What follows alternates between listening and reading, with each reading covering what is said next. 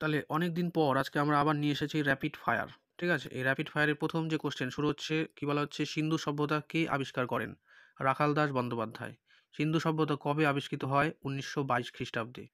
সিন্ধু সভ্যতা পোতাশ্রয়টি কোথায় আবিষ্কৃত হয়? লোথালে। লোথাল কোন নদীর তীরে অবস্থিত? ভোগাবর নদীর তীরে। সিন্ধু সভ্যতা কোন ধাতুর সন্ধান পাওয়া যায়নি? লোহার পাওয়া যায়নি। সিন্ধু সভ্যতার কোন জন্তুর সন্ধান পাওয়া যায়নি? সেটা ঘোড়ার পাওয়া যায়নি। নেক্সট, সিন্ধু সভ্যতার একটি শহরের নাম হরপ্পা, আর এটি অবস্থিত পাকিস্তানের অন্তর্গত পাঞ্জাবের, এটা পশ্চিম পাঞ্জাবের মন্টগোমারি জেলায় অবস্থিত। নেক্সট কোশ্চেন, হরপ্পা সভ্যতার সমসাময়িক সভ্যতা কোনটি? সুমেরীয় সভ্যতা। সিন্ধু সভ্যতার খনন কার্য পরিচালনা করেন কে? John Marshall. হরপ্পা সভ্যতা কোন যুগের? তাম্রপ্রস্তর যুগের। লোথাল কি একটি বাণিজ্যিক বন্দর? হরপ্পা কি মেহেরগড় কোথায় অবস্থিত? বেলুচিস্তানের কোচ্চি অঞ্চলে অবস্থিত। সিন্ধু সভ্যতা কখন বিকাশ লাভ করে? আনুমানিক ৩০০০ খ্রিস্টপূর্বাব্দে। সিন্ধু সভ্যতা কখন ধ্বংস হয়? ২৫০০ থেকে ২০০০ অব্দের মধ্যে। নেক্সট চলে আসি, মহেঞ্জোদারো কথাটির অর্থ কি? মৃতের স্তূপ। মহেঞ্জোদারো কোথায় অবস্থিত ছিল? এটা সিন্ধু প্রদেশের লারকানা জেলাতে অবস্থিত ছিল। লারকানা জেলা বর্তমানে কোথায় অবস্থিত? পাকিস্তানে। সিন্ধু সভ্যতা কোন ধরনের সভ্যতা? নগরকেন্দ্রিক সভ্যতা। বৈদিক সভ্যতা কোন ধরনের? গ্রামকেন্দ্রিক। তাহলে সিন্ধু নগরকেন্দ্রিক, বৈদিক হচ্ছে গ্রামকেন্দ্রিক। সিন্ধু সভ্যতা কোন নদীর তীরে গড়ে উঠেছে? সিন্ধু নদীর তীরে গড়ে উঠেছিল। হরপ্পা শহরটি কোন নদীর তীরে অবস্থিত? রাভি নদীর তীরে অবস্থিত। মহেঞ্জোদারোতে কয়টি স্তর পাওয়া গেছে? ৭টা স্তর পাওয়া গেছে। হরপ্পার পোড়ামাটির শিল কোথায় পাওয়া গেছে? মেসোপটেমিয়ায় কিন্তু পাওয়া গেছে।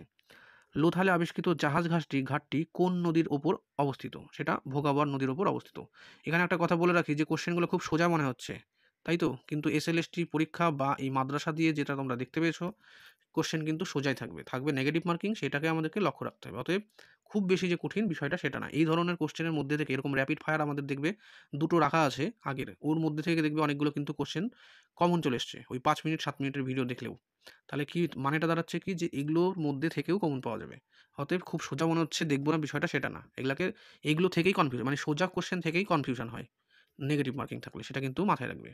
তো চলো ২৬ নম্বর কোশ্চেন, হরপ্পার রুদ্রাক্ষ কোথায় পাওয়া গেছে? এটা পাওয়া গেছে মেসোপটেমিয়ায়। হরপ্পায় ধর্মীয় প্রতীক হিসেবে কোন চিহ্নের ব্যবহার দেখা যায়? সেটা স্বস্তিক চিহ্নের ব্যবহার দেখা যায়। সিন্ধুর নগরে যে নরকঙ্কাল পাওয়া গেছে তার মধ্যে কোন জাতির নরকঙ্কাল? সেটা ভূমধ্যসাগরী বা দ্রাবিড় জাতির নরকঙ্কাল কিন্তু পাওয়া গেছে। ব্রিগেডিয়ার রস কোথায় খননকার্য চালিয়েছিল? রানা ঘুন্ডাইতের পার্বতী লোরালাই উপত্যকার রানা ঘুন্ডাই স্তূপে।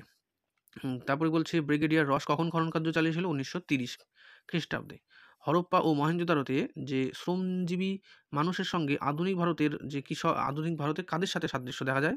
আধুনিক ভারতের চা বাগিচা কুলিদের সঙ্গে কিন্তু ওই যে মহেঞ্জোদারো হরপ্পার যে শ্রমজীবী মানুষ ছিল তাদের মধ্যে কিন্তু একটা সাদৃশ্য আমরা দেখতে পাই। কিলে গুল মোহাম্মদটা কী জিনিস? সেটা একটা ছোট্ট স্তূপ। এই মেহেরগড় স্থানটাকে আবিষ্কার করেন রিচার্ড মিডো এবং ফ্রাঁসোয়া জারিজ। মেহেরগড় স্থানটি কবে আবিষ্কৃত হয়? ১৯৭৭-৭৮ খ্রিস্টাব্দ। কোন গ্রন্থে মেহেরগড় সম্পর্কে বিস্তারিত আলোচনা আছে? The rise of civilisation in India and Pakistan গ্রন্থে। সিন্ধু থেকে মেসোপটেমিয়ায় প্রধান রপ্তানি কী হতো? সুতি বস্ত্র। সিন্ধু সভ্যতা ও আর্য সভ্যতার মধ্যে কোনটি প্রাচীন? এটা হবে সিন্ধু সভ্যতা প্রাচীন।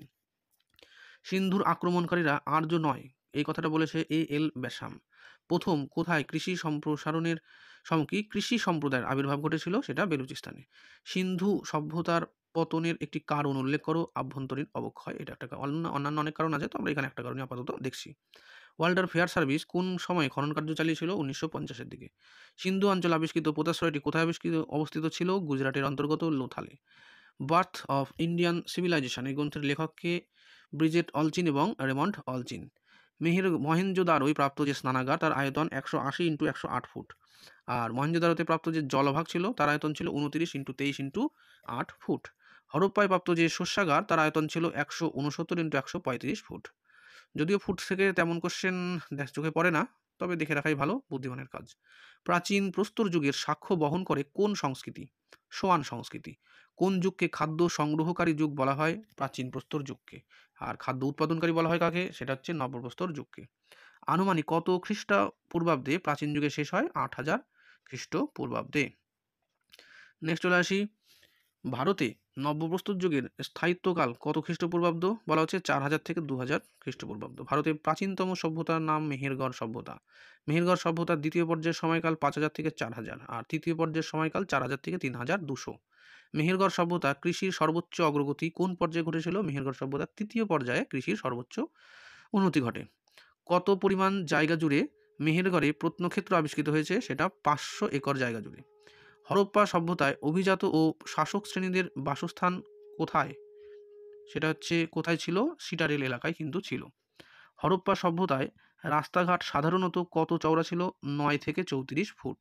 হরপ্পা শস্যাগারটিকে কোন ঐতিহাসিক রাষ্ট্রীয় ব্যাংকের সঙ্গে তুলনা করেছেন? এল ব্যাসাম। ব্যারাক বা খুপরি কী জিনিস? ওটা হচ্ছে দরিদ্রদের বাসস্থান যে ছিল সিন্ধু সভ্যতা বা হরপ্পা সভ্যতায়, তাদেরকে বলতে ব্যারাক বলা হচ্ছে বা খুপরি। প্রাচীন প্রস্তর যুগের মানুষের প্রধান উপজীবিকা কী ছিল? পশু শিকার। নব্যপ্রস্তর যুগে মানুষের প্রধান উপজীবিকা কী ছিল? জলে কৃষিকাজ ও পশুপালন। জল এটা এক্সট্রা চলে এসছে, কৃষিকাজ আর পশুপালন। কত খ্রিস্টপূর্বাব্দে মেহেরগড় সভ্যতা গম ও বার্লি চাষ হতো? ৫০০০ অব্দে। হরপ্পা সভ্যতায় কত বছর আগে তুলো চাষ শুরু হয়েছিল? ২০০০ বছর আগে। হরপ্পার মানুষ কয়টি খণ্ডে পোশাক পরিধান করত? ২টি খণ্ডে পোশাক পরিধান করত। হরপ্পায় সিটাডেল এলাকায় বড় বড় ইমারতগুলিতে কারা বাস করত? শাসক শ্রেণী বাস করত। দ্বিতীয় তল বা দ্বিতল বাসগৃহগুলিতে কারা বসবাস করত? ধনী এবং বণিক শ্রেণী বসবাস করত। সিন্ধু অঞ্চলের মানুষরা তামা ছাড়া অস্ত্র হিসেবে আর কি ব্যবহার করত? পাথরও ব্যবহার কিন্তু করত। সিন্ধু সভ্যতাকে আর কি বলা হতো? নদীমাতৃক সভ্যতা। ডেকে অফ মহেঞ্জোদারো এই গ্রন্থের লেখক কে? Stuart Piggott. The discovery of India এই গ্রন্থের লেখক জওহরলাল নেহেরু। সিন্ধু সভ্যতায় বৈদেশিক আক্রমণকে এক কথায় কি বলা হয়? অন্তিম নিধন বলা হয়। সিন্ধু সভ্যতায় ৫টি পশু দ্বারা পরিবৃত মূর্তির সঙ্গে কোন মূর্তির মিল আছে? পশুপতি শিবের কিন্তু মিল আছে। কে পশুপতি শিবকে প্রোটোশিব বা আদিশিব বলেছেন? Sir John Marshall. সিন্ধুবাসীর রক্ষণশীলতার পরিচয় কোন গ্রন্থে পাওয়া যায়? প্রি হিস্টোরিক ইন্ডিয়া নামক গ্রন্থে। এর রচয়িতা হলেন স্টুয়ার্ট পিক্ট। ঋগ্বৈদিক যুগে একজন উল্লেখযোগ্য রমণীর নাম, অনেক নাম আছে, তার মধ্যে একজন নাম হচ্ছে অপালা। ঋগ্বৈদিক যুগে একজন রণকুশলী নারীর নাম লেখো, সেটি হলো বিষবলা। পরবর্তী বৈদিক যুগের একজন উল্লেখযোগ্য নারীর নাম কি? গার্গী। ঋগ্বৈদিক যুগে ব্রীহি বলতে ধান বোঝায়, গোধূম বলতে গম বোঝায়, আর কর্ষিত জমিকে বলা হচ্ছে ক্ষেত্র বা উর্বরা। ঋগ্বৈদিক যুগে কৃষককে বলা হয় কৃষ্টি। ঋগ্বৈদিক যুগে শির বলতে বোঝাতো লাঙল, আর গাভিষ্টি হচ্ছে গরুকে কেন্দ্র করে যুদ্ধ। একদম ঠিক, গরুকে কেন্দ্র করে যুদ্ধ হচ্ছে গাভিষ্টি। ঋগ্বৈদিক যুগে সম্পত্তির পরিমাণ কি দিয়ে নির্ধারণ করা হতো? গরুর সংখ্যা দিয়ে। আর পণি কারা ছিল? অনার্য ব্যবসায়ী শ্রেণী হচ্ছে পণি। ঋগ্বৈদিক যুগে ব্যবসা বাণিজ্যের সঙ্গে যুক্ত একটি সম্প্রদায়ের নাম হচ্ছে অনার্য পণি। ঋগ্বৈদিক যুগে ব্যবহৃত মুদ্রার নাম মনা ও নিষ্ক।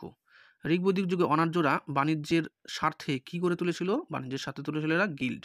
আর্যদের অর্থনীতি কিরূপ ছিল? মিশ্র অর্থনীতি। ঋগ্বৈদিক যুগে রাষ্ট্রের সবচেয়ে বড় একককে কি বলা হতো? পরিবার। কুলাব বা কুলপতি কাকে বলা হতো? পরিবারের শাসককে বলা হতো। গ্রামের শাসককে কি বলা হতো? গ্রামণী। ঋগ্বৈদিক যুগে কতগুলি গ্রাম নিয়ে গড়ে ওঠা রাজনৈতিক সংগঠনকে কি বলা হতো? ২০ বা জন। এই ২০ বা জনের যে প্রধান শাসনকর্তা তাকে কি বলা হতো? বিশপতি বা রাজন। কোশ্চেন নাম্বার 97, ঋগ্বৈদিক যুগের প্রজাতান্ত্রিক রাষ্ট্রের শাসকদেরকে কি বলা হতো? গোপতি বা জ্যেষ্ঠ। আর ঋগ্বৈদিক যুগে রাজাকে পরামর্শ দেবার জন্য কি গড়ে উঠেছিল? সভা ও সমিতি। ঋগ্বৈদিক যুগে রাজারা প্রজাদের কাছ থেকে যে কর আদায় করত তাকে কি বলা হতো? বলি বলা হতো, মানে ওয়ার বুটি, ঠিক আছে? ওয়ার বুটি বা বলি। আর ১০০ নাম্বার আজকের আমাদের শেষ কোশ্চেন, ঋগ্বৈদিক যুগের উল্লেখযোগ্য একজন রাজকর্মচারীর নাম, সেটা হলো সেনানি। ১০১ থেকে আমরা পরের দিন আবার ২০০ বা ২০০-১-২ যাই হোক যতটা আছে সেটা করবো আমরা। তো এটা আমাদের আজকে র্যাপিড 3 এরকমভাবে আমরা কিন্তু প্র্যাকটিস করতে থাকবো। তাহলে কি হচ্ছে বিষয়টা, যে বারবার শুনতে কিন্তু কোশ্চেনগুলো একদম ক্লিয়ার হয়ে যাবে। এর মধ্যে এমন অনেক কোশ্চেন আছে যার মধ্যে পরীক্ষায় নেগেটিভ মার্কিং দেখলেই কনফিউশন চলে আসবে, তখন এত সোজা কোশ্চেন এরকম ধরনের। তো প্র্যাকটিস করতে হবে, সেই কারণে কিন্তু এগুলো প্রতিদিন আমাদেরকে র্যাপিড ফায়ার হিসেবে অল্প সময়ের মধ্যে কিন্তু দেখতে হবে। Thank you.